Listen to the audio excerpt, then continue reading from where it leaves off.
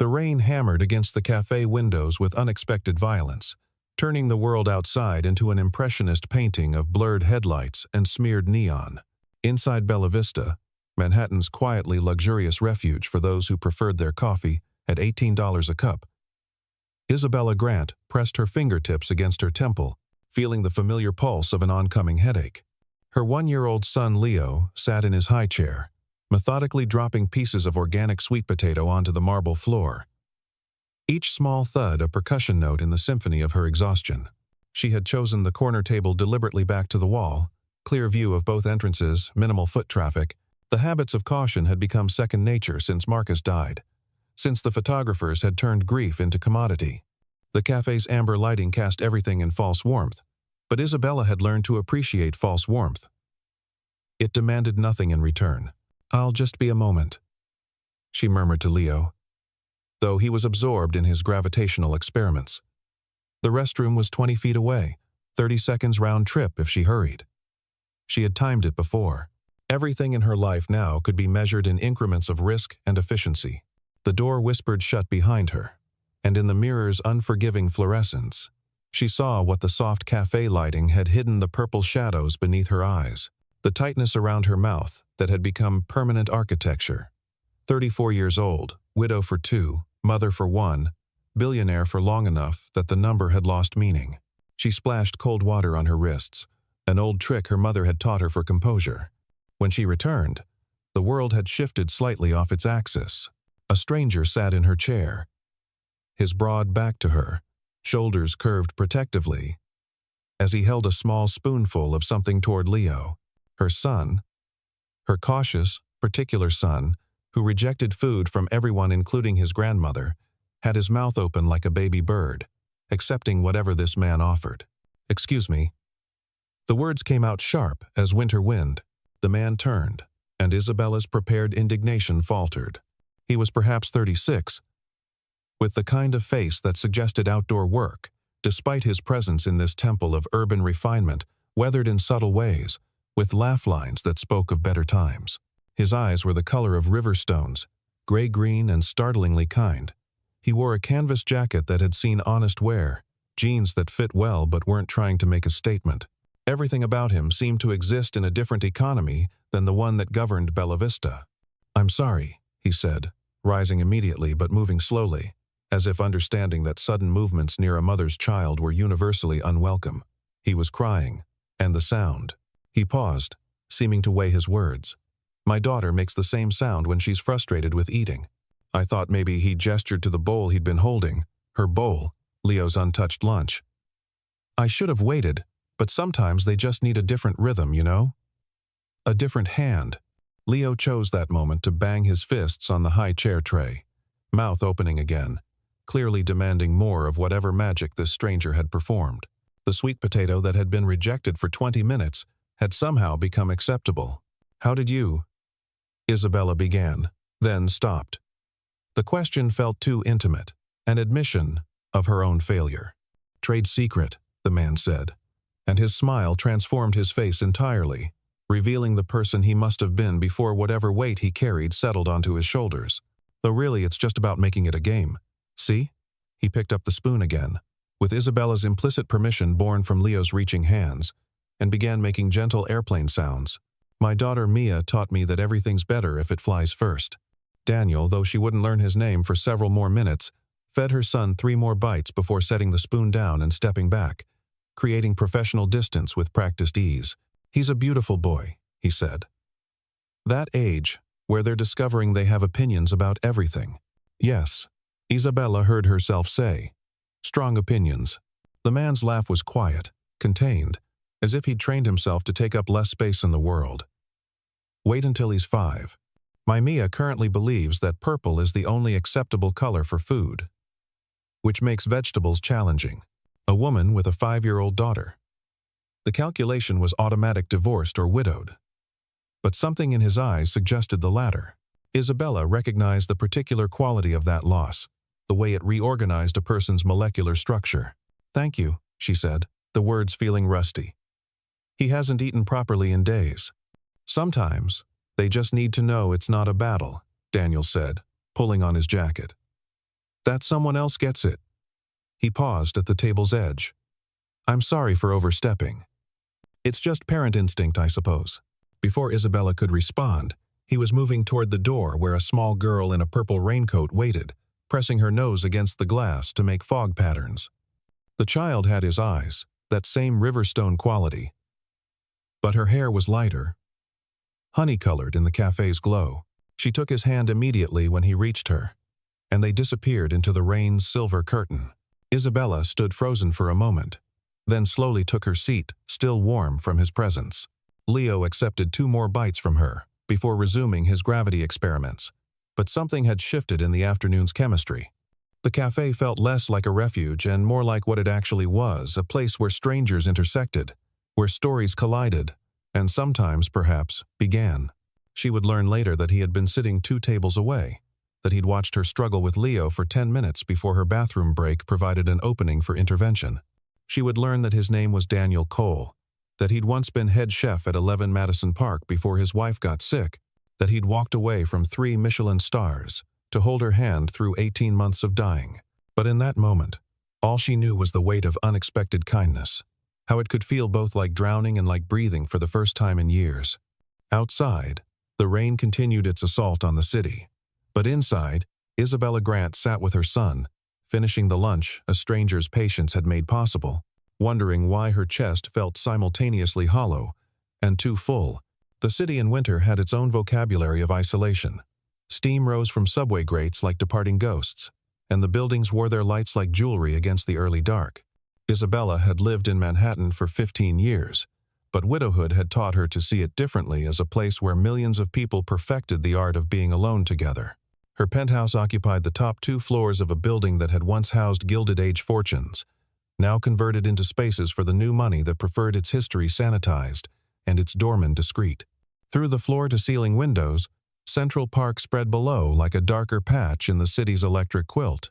She could afford any view in the world, but this one had been Marcus's favorite, so she stayed. The real estate empire she'd inherited, Grant Development Group, operated from gleaming offices 20 blocks south. But Isabella preferred to work from home when possible, Leo playing in his gated area while she reviewed contracts and fielded calls from board members, who still, 2 years later, seemed surprised that she knew what she was doing. Marcus had built the company, yes, but she'd been the one who understood that luxury wasn't about size or price.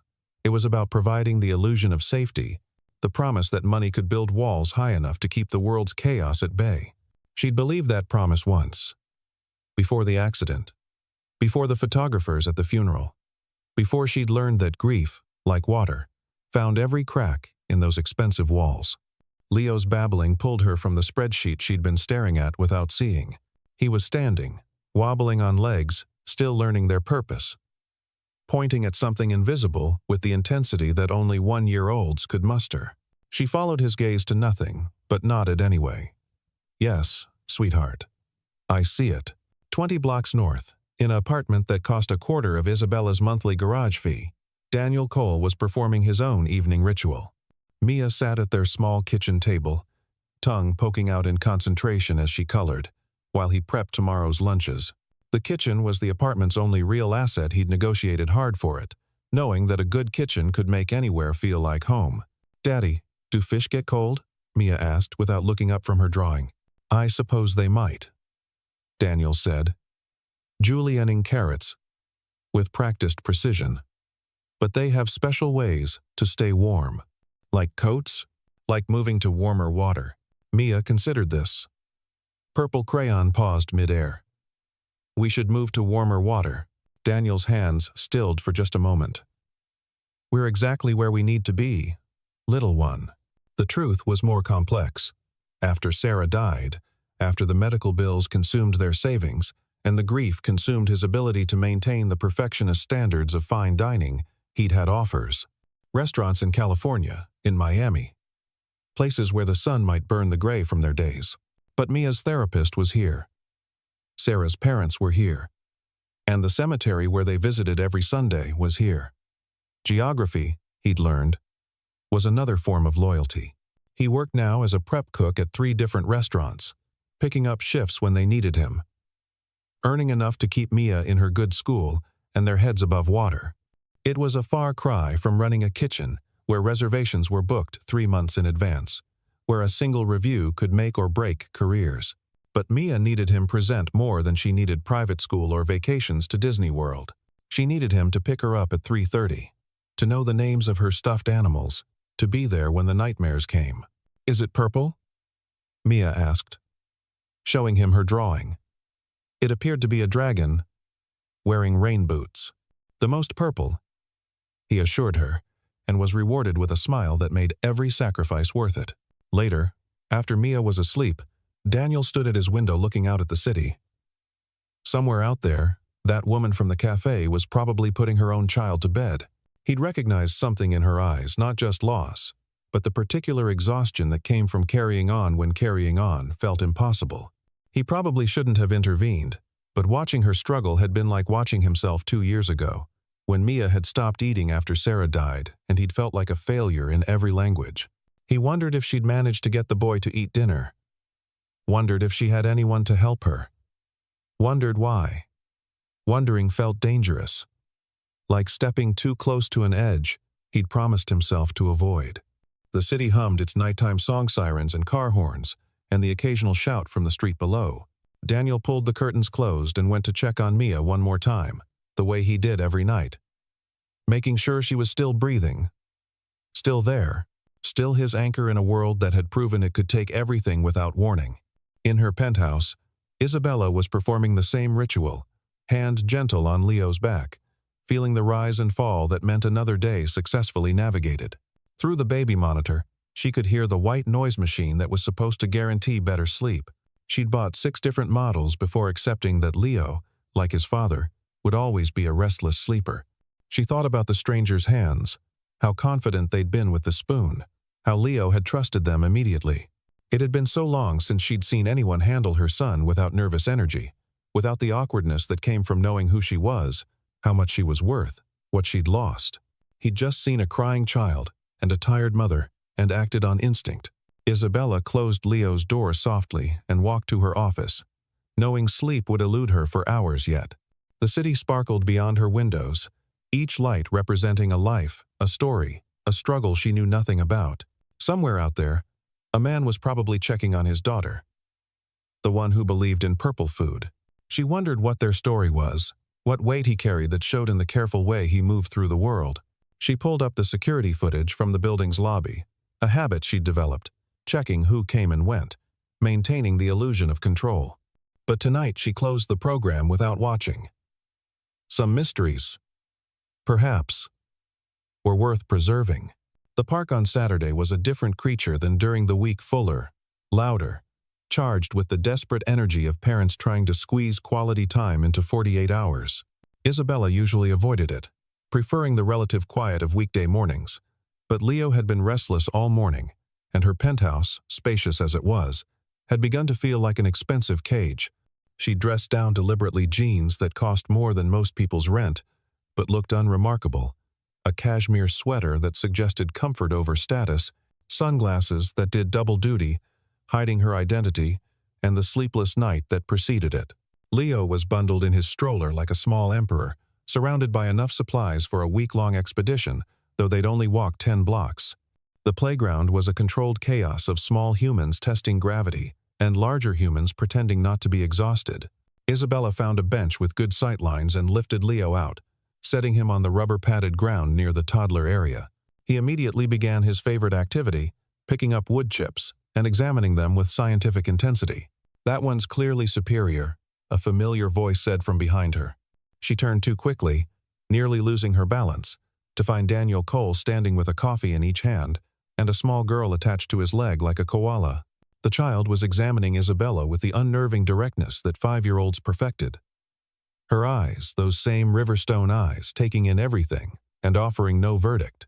"The wood chip," Daniel clarified, gesturing with one of the coffees toward Leo's current specimen. "He's got good taste." "All organic, locally sourced wood chips," Isabella said, surprising herself with the attempt at humor. "Only the best for discerning toddlers." His laugh was fuller than it had been in the cafe, perhaps because they were outside, perhaps because his daughter was there as armor. "This is Mia," he said, hand gentle on the girl's head. Mia. This is he. Paused, realizing they'd never actually exchanged names. Isabella, she supplied. And this is Leo. Mia studied Leo with the intensity of a collector evaluating a rare specimen.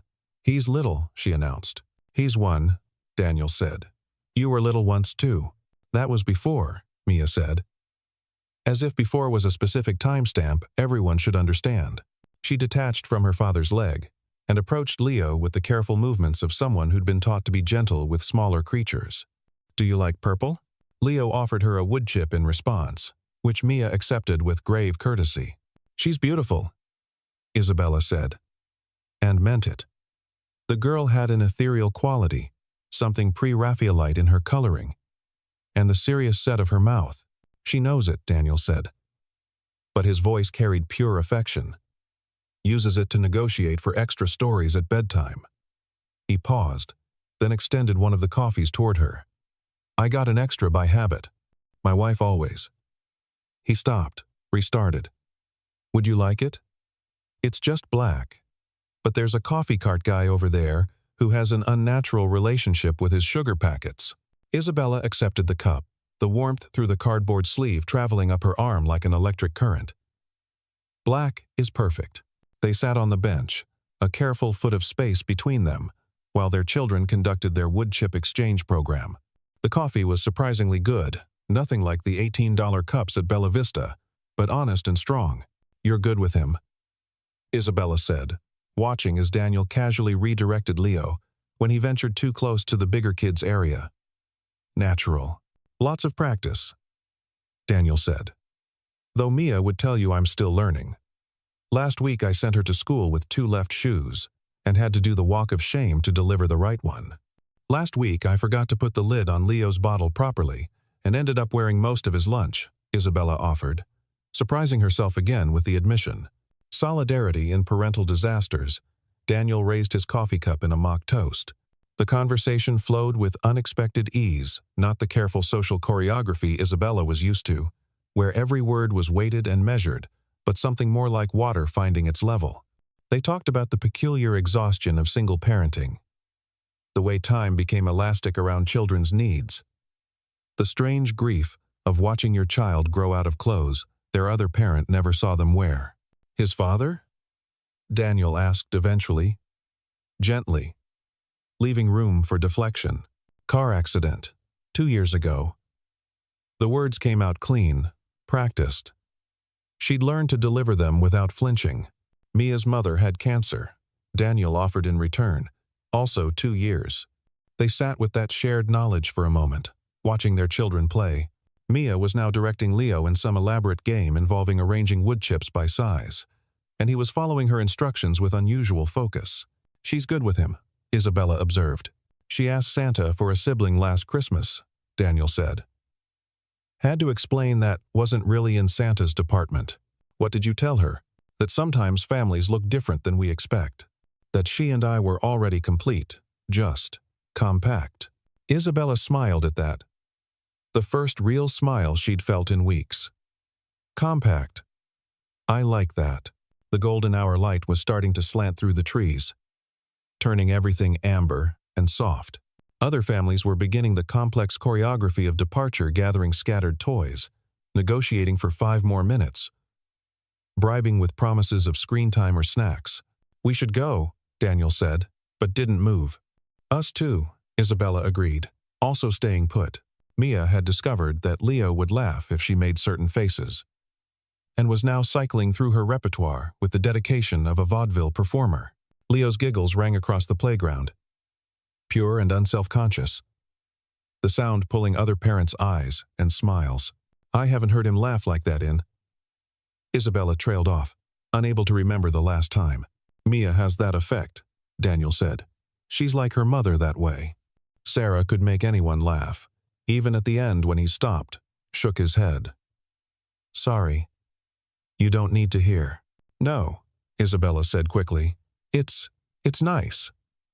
Hearing someone else say their name, people get so uncomfortable when you mention the dead. Like you're violating some social contract, Daniel agreed. But they're still part of the story, aren't they? Even the parts they're not in anymore. The sun dipped lower, painting their children in gold. Mia was teaching Leo some sort of secret handshake that mostly involved him patting her hands randomly while she giggled. "Do you come here often?" Daniel asked, then groaned. That sounded like the world's worst pickup line. "I meant, Saturdays are usually too crowded," Isabella said, saving him. "But today felt necessary. We're here most Saturday afternoons. Mia has a best friend who does soccer in the mornings. But afternoons are ours." It wasn't quite an invitation, but it wasn't not one either. Isabella felt something shift in her chest. A loosening of a knot she hadn't realized was there. When they finally did leave, Mia insisted on hugging Leo goodbye, her small arms fierce around him. Leo, who usually protested any confinement, allowed it with remarkable grace. "Will we see you again?" Mia asked Isabella directly, those river-stone eyes holding steady contact. Isabella looked at Daniel, who was carefully not influencing her answer. "I think you might," she said.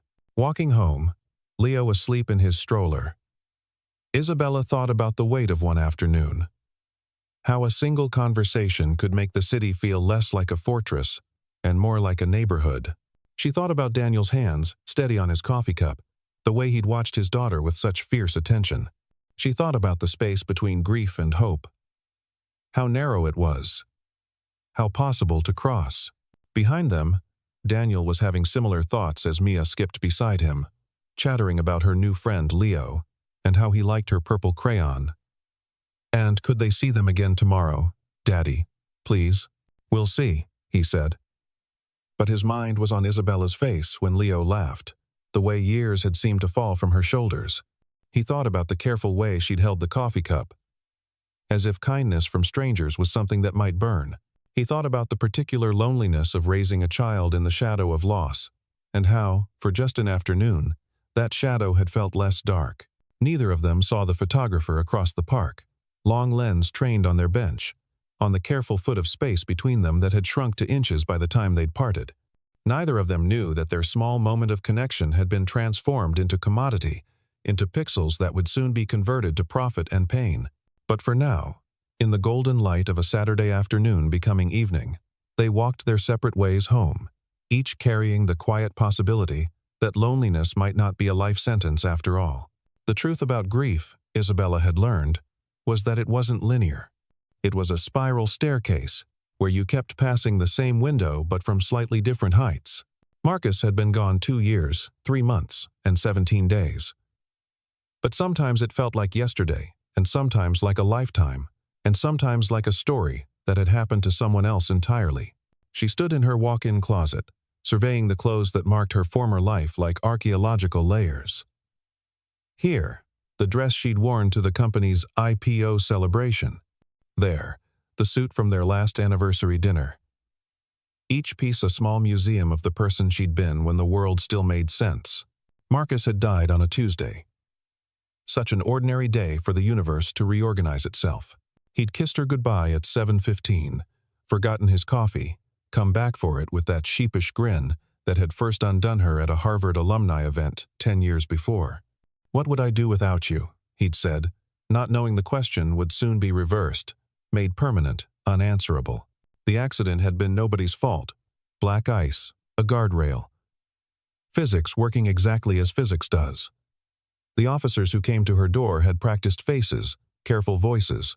They'd seen this before, would see it again. For them, it was Tuesday. For her, it was the end of the world. Leo had been 3 months old, still in that phase where he was more concept than person, a bundle of needs and reflexes. She'd been grateful for that, for the relentlessness of his demands that had kept her tethered to earth when every cell in her body wanted to follow Marcus into whatever came after.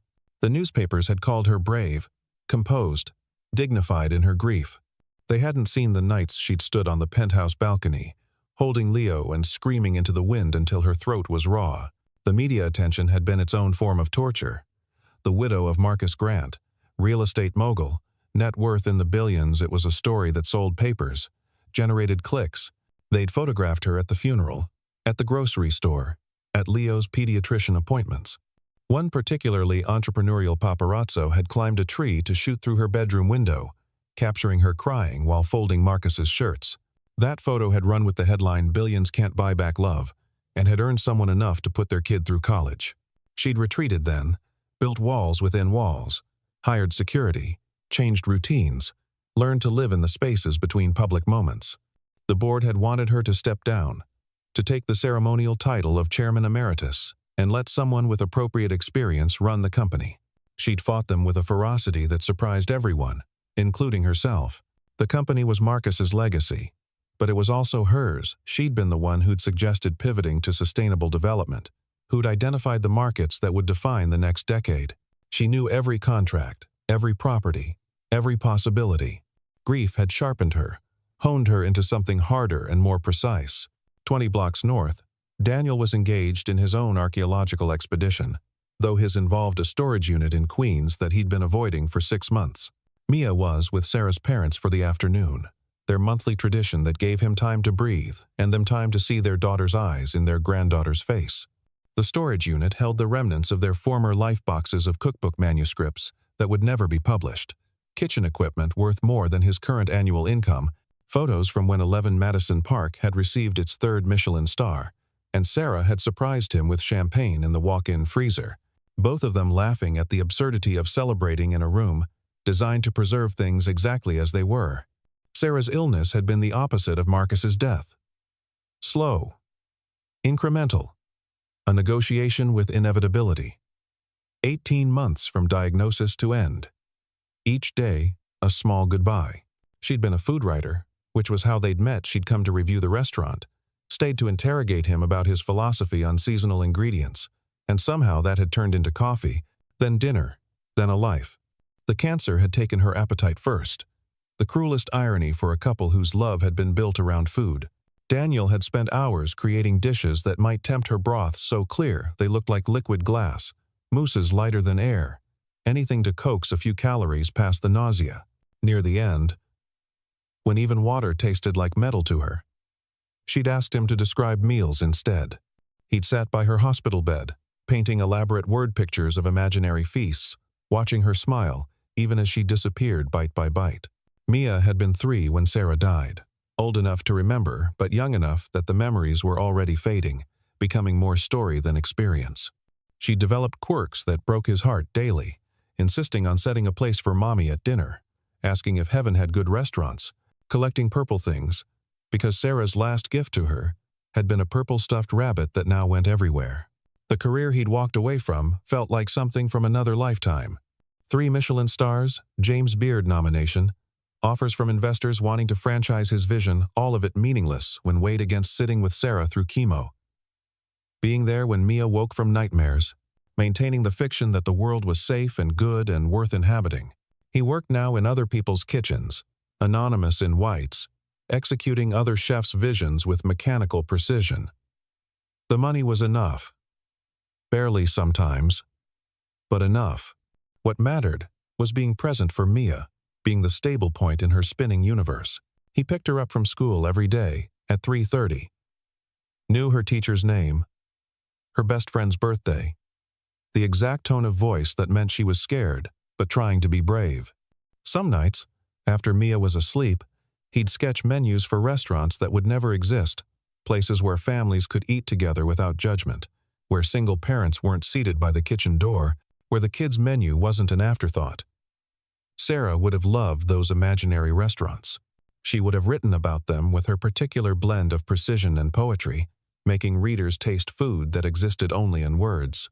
Both Isabella and Daniel had learned the particular mathematics of single parenthood, how one person had to somehow equal 2, how you became expert at the illusion of competence, even when you were drowning.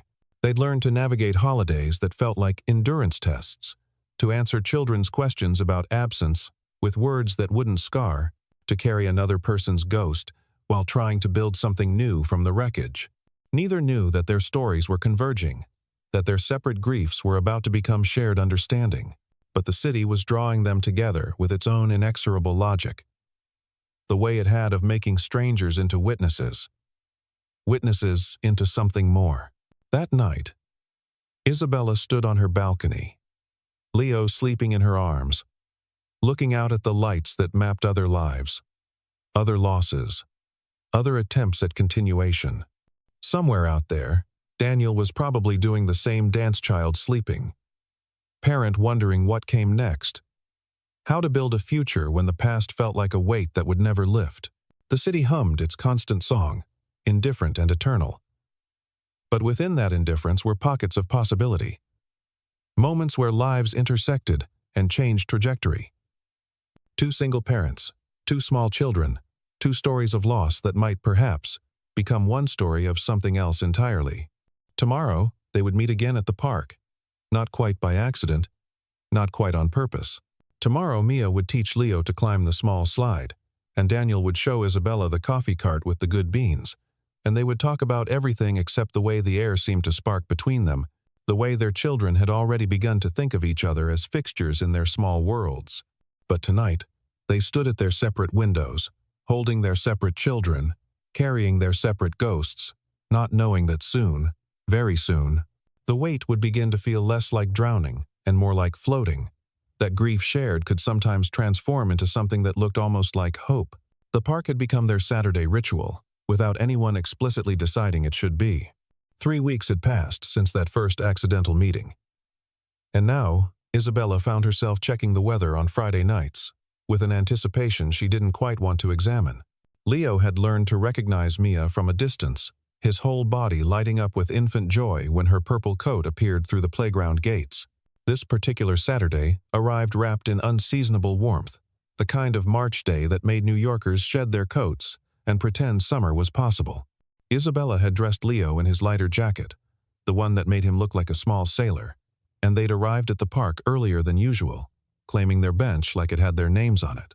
Daniel and Mia appeared at exactly 2:30, as they had for 3 weeks running. He carried 2 coffees, as had become his habit.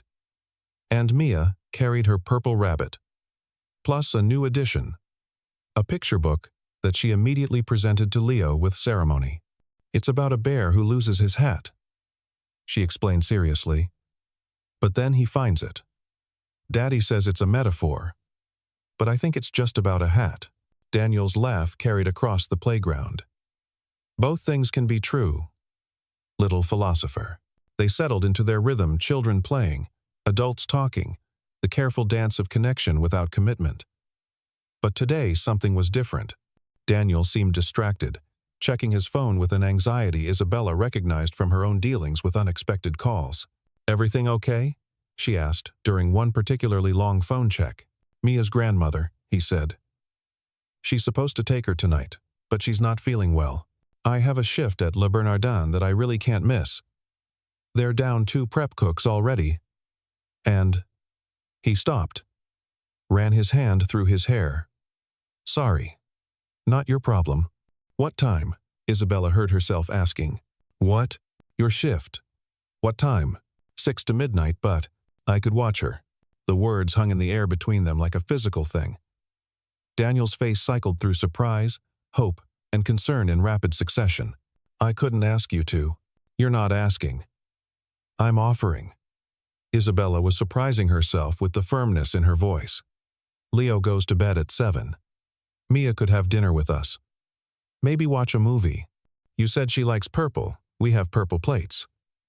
"Don't ask me why we have purple plates. That's a long story involving my former mother-in-law and a misguided birthday gift, but we have them." Mia had overheard and was now tugging on Daniel's jacket. "Can I? Daddy? Please? Leo's mom has purple plates." Daniel looked at Isabella with an expression she couldn't quite read.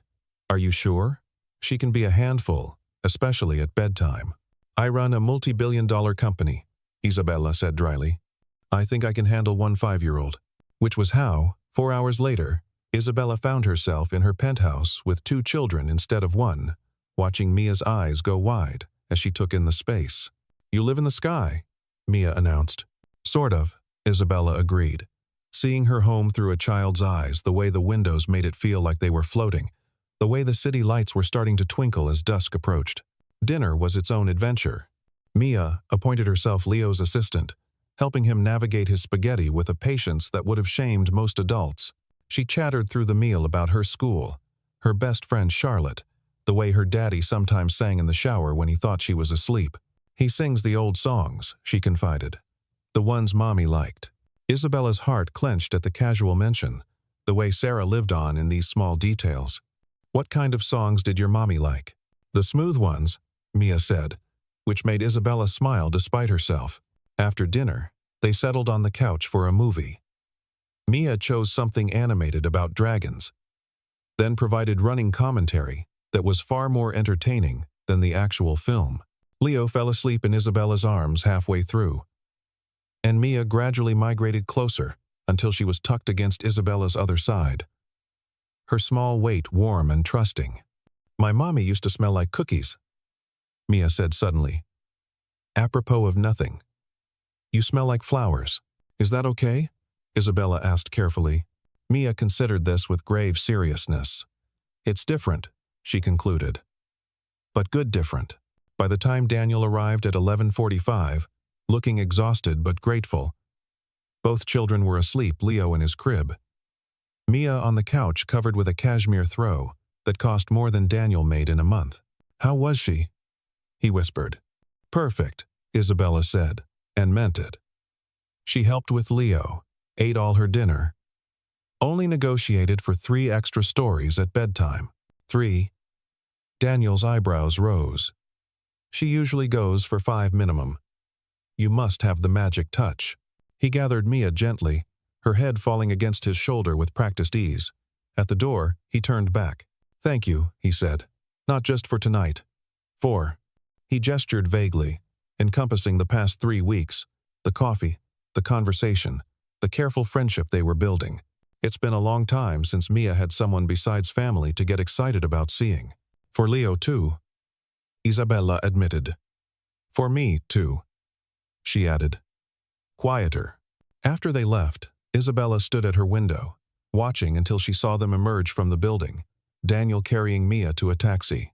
The city spread around them, indifferent and vast, but for a moment it felt manageable, like something that could be navigated with the right company.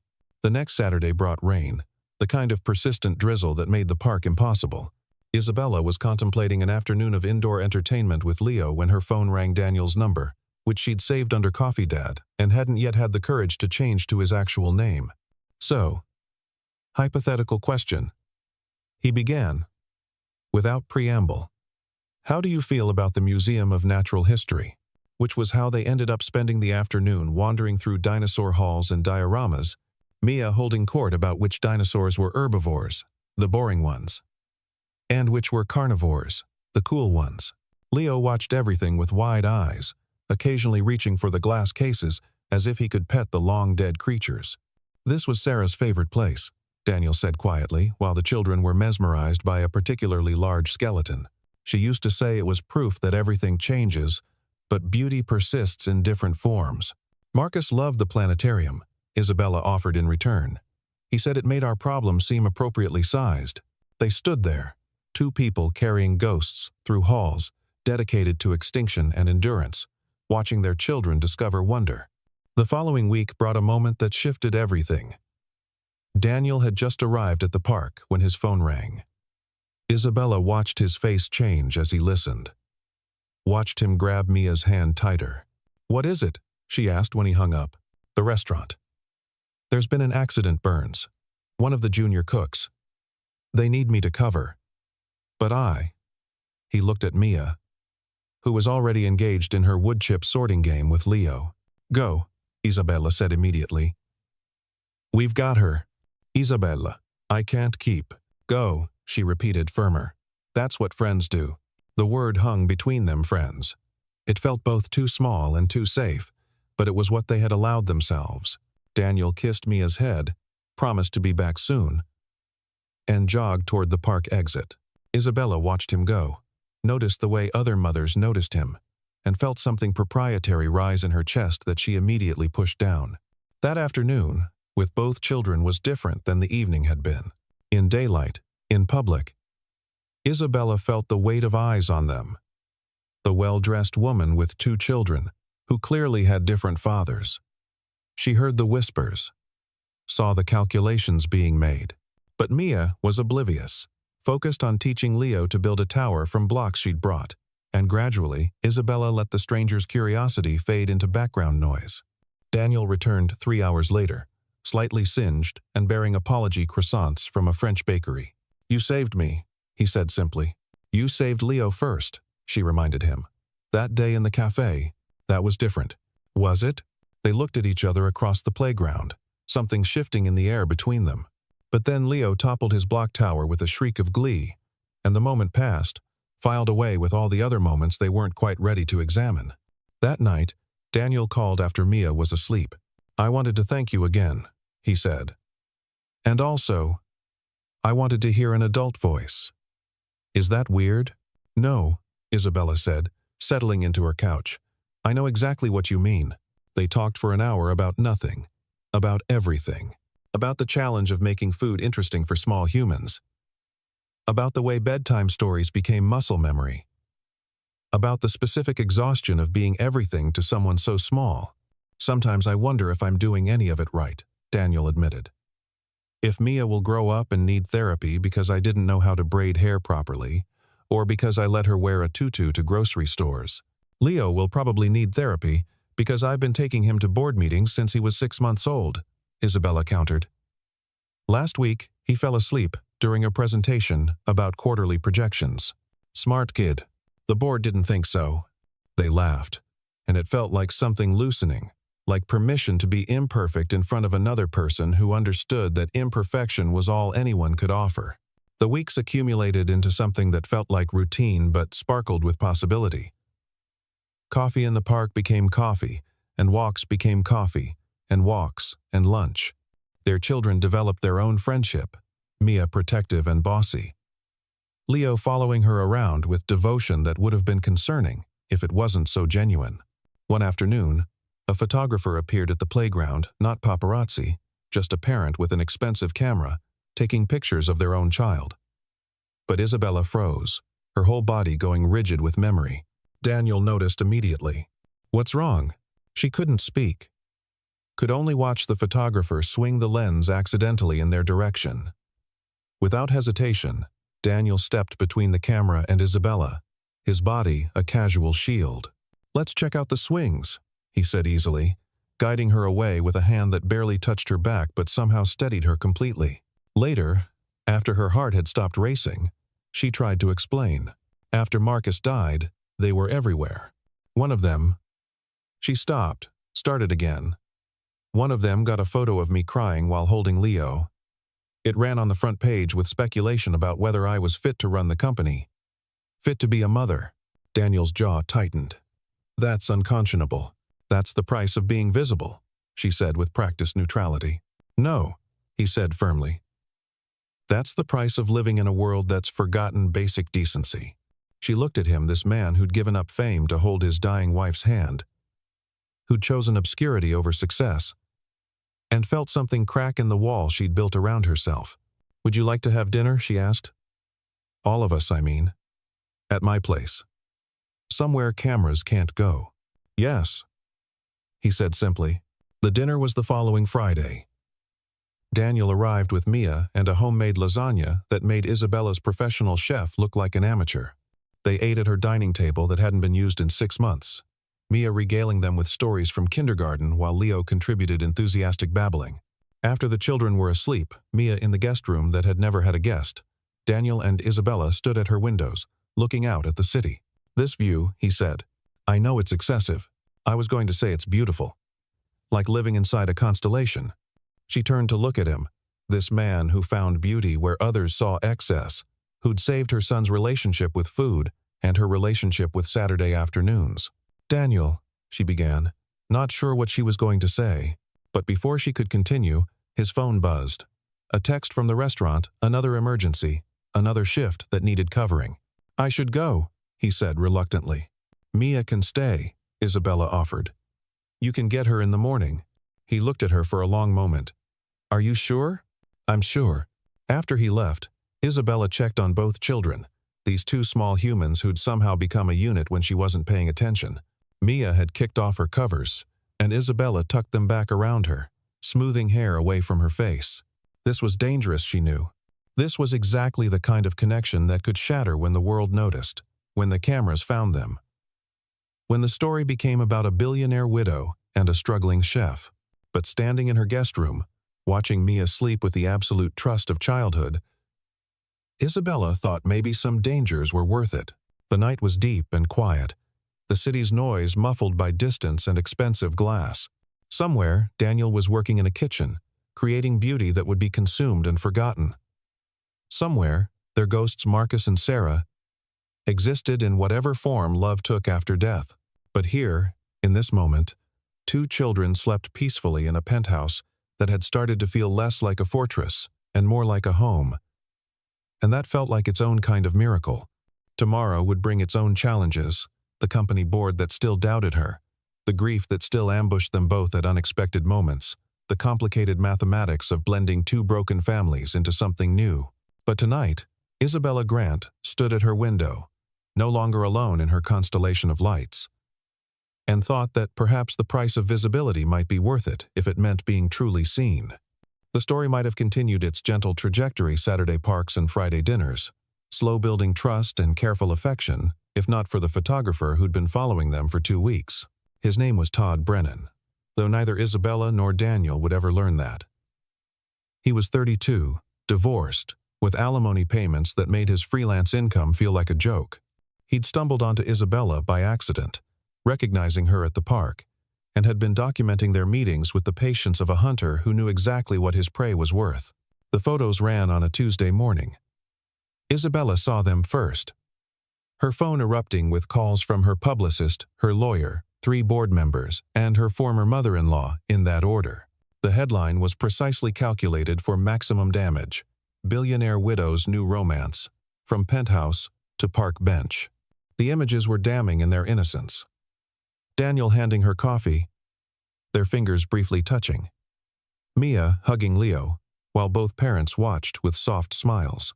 Isabella laughing at something Daniel had said, her head tilted back, looking younger than she had in 2 years. And the worst one, Daniel carrying sleeping Mia from Isabella's building at midnight, taken with a long lens that made the moment look secretive, illicit. The article itself was a masterwork of insinuation. Daniel was described as an unemployed chef. Technically true, but deliberately misleading. A single father who seems to have found a very comfortable situation, disgusting in its implications. And a man who knows his way around wealthy women, completely fabricated, based on nothing. There were quotes from sources close to the situation who worried about Isabella's vulnerability and whether she was making decisions in the best interest of Grant Development Group. Isabella read it in her office, her hands steady even as her stomach churned. Her assistant knocked tentatively. "The board has called an emergency meeting," she said apologetically, "and there are photographers in the lobby." Of course there were. Blood in the water always drew more sharks. Daniel saw the article an hour later, when the morning prep cook showed him with barely concealed glee. "Yo, Cole, you're famous." The kitchen gathered around the phone, reading with the kind of hungry excitement that came from proximity to scandal. Daniel stood frozen, watching his private life become public entertainment, watching Isabella's grief become gossip fodder, watching his daughter's innocent affection for Leo become something that needed explaining. "Get it, chef," someone called out. Trading the kitchen for the penthouse, Daniel walked out without a word, pulling off his whites as he went. He made it 3 blocks before he had to stop, hands on his knees, breathing like he'd run a marathon. This was what he'd walked away from when he'd left fine dining. The scrutiny, the assumptions, the way privacy became currency. But now it was worse, because it wasn't just about him. It was about Mia, about Isabella, about 2 children who didn't deserve to have their friendship turned into something salacious. His phone rang. "Isabella, I'm so sorry," she said immediately. "This isn't your fault. It's my life that brought this to your door.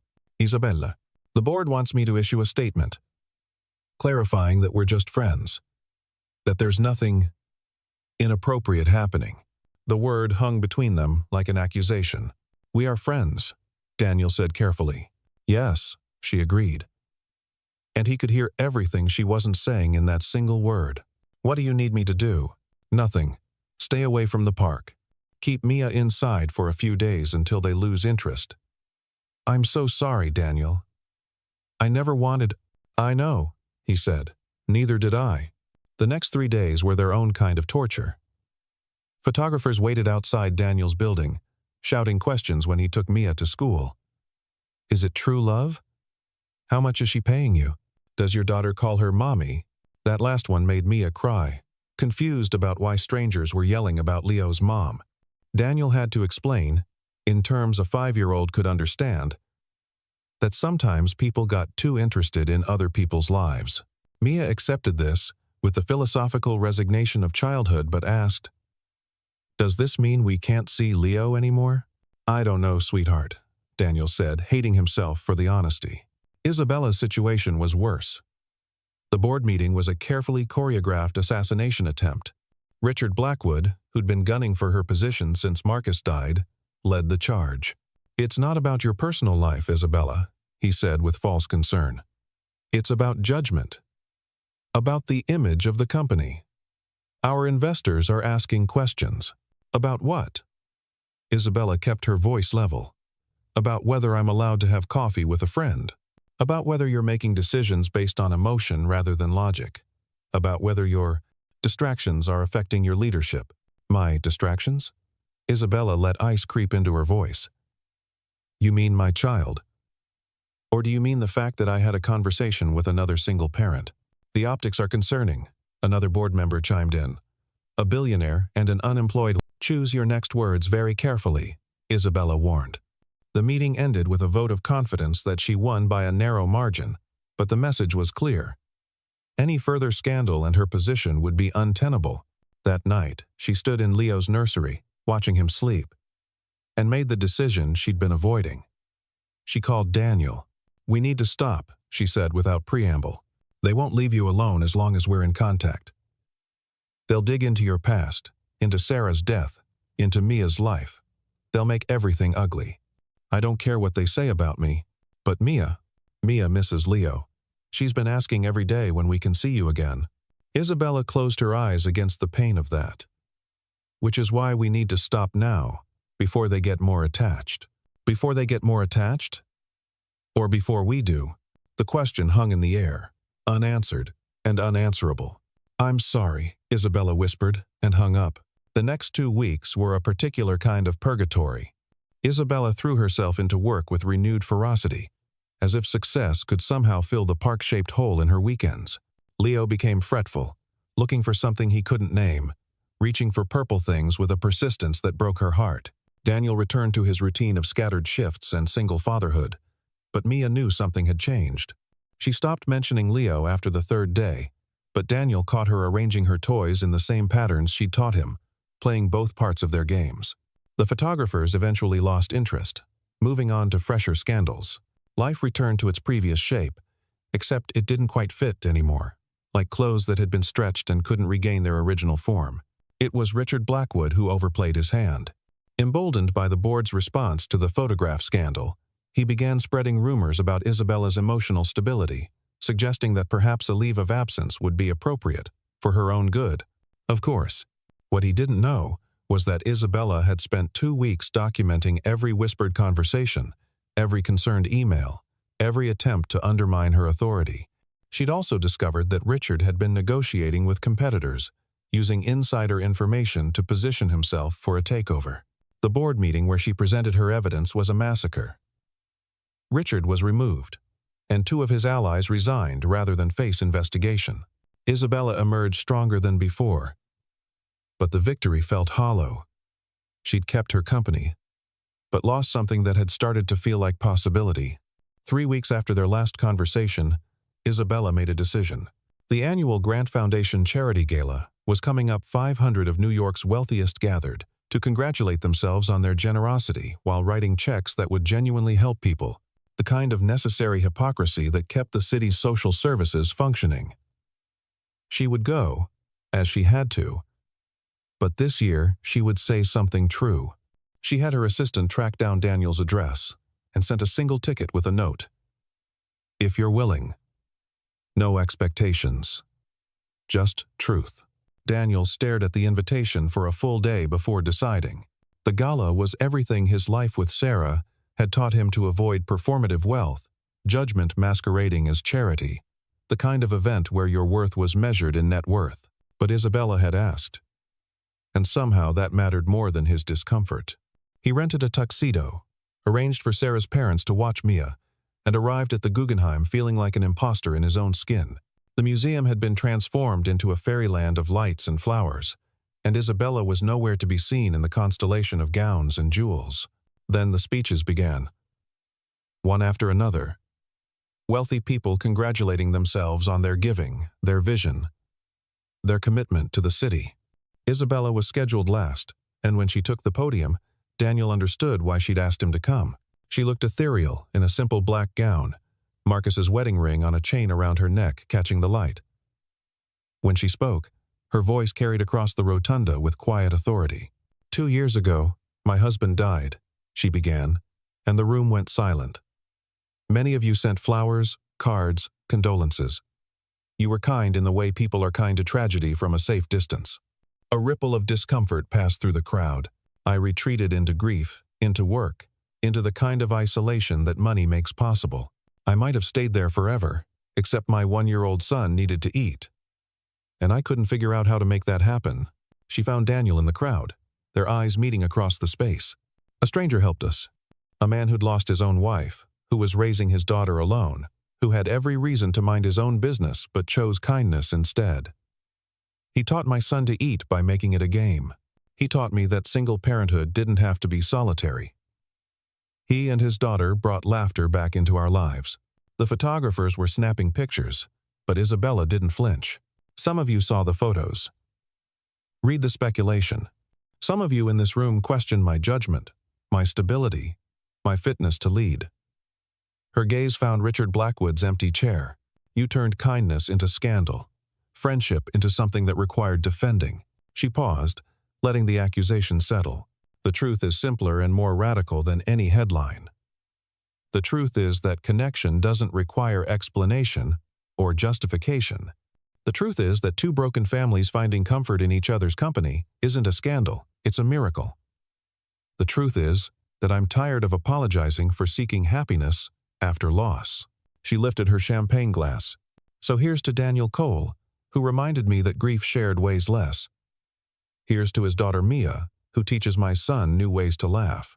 Here's to the radical act of caring for people without calculating the cost. And here's to everyone in this room, who's forgotten that humanity is more valuable than reputation. She stepped down from the podium into absolute silence, then scattered, uncertain applause that gradually built into something genuine. Isabella walked through the crowd, accepting handshakes and air kisses, until she reached the back of the room where Daniel stood. "Hi," she said simply. "That was." He started, then stopped.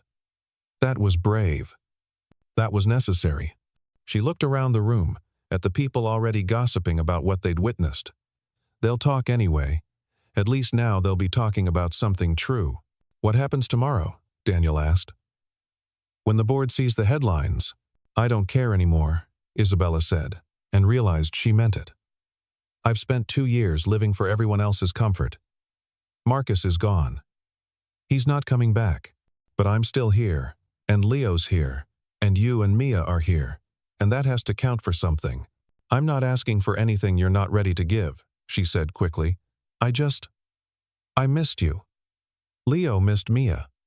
I missed watching them together.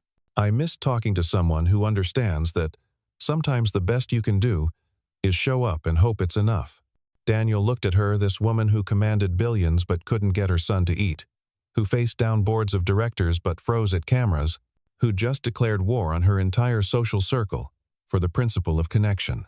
"Mia's been setting a place for Leo at dinner," he said. "Every night. She says he might be hungry wherever he is." Isabella's eyes filled with tears she didn't try to hide. "Leo carries a purple crayon everywhere. He doesn't use it, just holds it."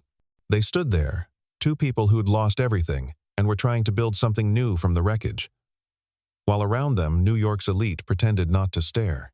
"Saturday?" Daniel asked. "The park?" "Saturday," Isabella agreed. He took her hand briefly, carefully, but publicly, and squeezed it once before leaving. Isabella watched him go, then turned back to the gala, to the gossip, to the consequences that would come with mourning. But for the first time in 2 years, she felt like she was moving toward something instead of just away from grief.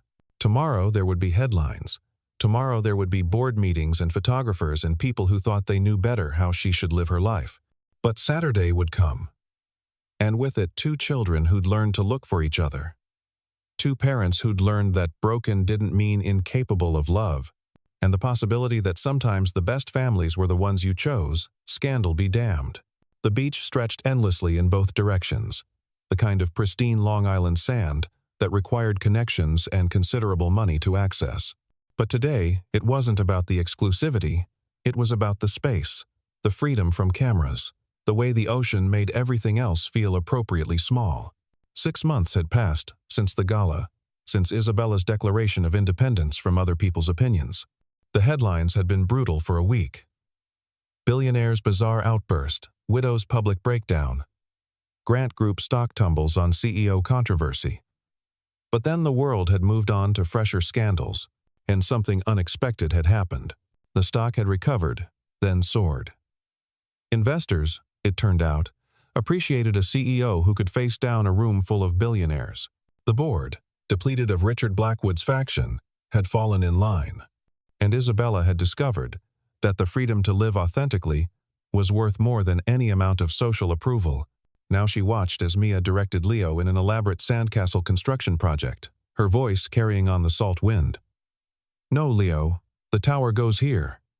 It's architecturally important." Leo, now almost 2, followed her instructions with the devotion of a junior apprentice, occasionally contributing what he clearly believed were crucial modifications. "She's got opinions," Daniel said, settling beside Isabella on the blanket they'd spread beneath an umbrella. "She's got vision," Isabella corrected. "There's a difference." They sat in comfortable silence, the kind that had taken months to achieve. Not the careful silence of their early friendship, when every word was weighed for appropriate distance. Not the charged silence of their separation, when everything felt like too much or not enough.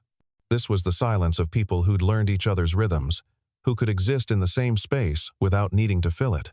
Daniel had changed in these months. The weight he'd carried since Sarah's death hadn't disappeared, but it had redistributed somehow, become part of his structure rather than something that might crush him. He'd started cooking again, not in restaurants, but for them. Sunday dinners at Isabella's penthouse had become tradition, with Daniel commandeering her professional kitchen and creating meals that were less about perfection and more about joy. Isabella had changed too. The rigid control that had kept her functional after Marcus's death had softened into something more like strength. She still ran Grant Development Group with precision and vision, but she'd learned to delegate, to trust, to close her laptop at 6 o'clock and be present for bedtime stories. "Daddy, we need water," Mia called. "The moat is structurally unsound." Daniel grabbed the bucket, jogging toward the waves. Structurally unsound.